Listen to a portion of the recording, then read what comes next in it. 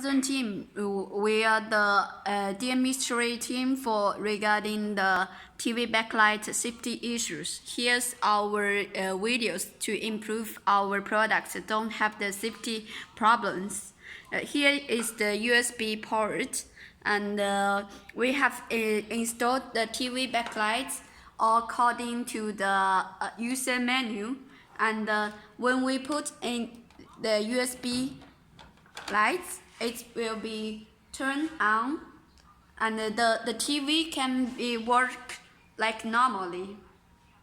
And now we turn into the connection wires into the opposition way, and it shows that only one strip works, and the rest strip is not working. It's just like what the customer have connected that TV.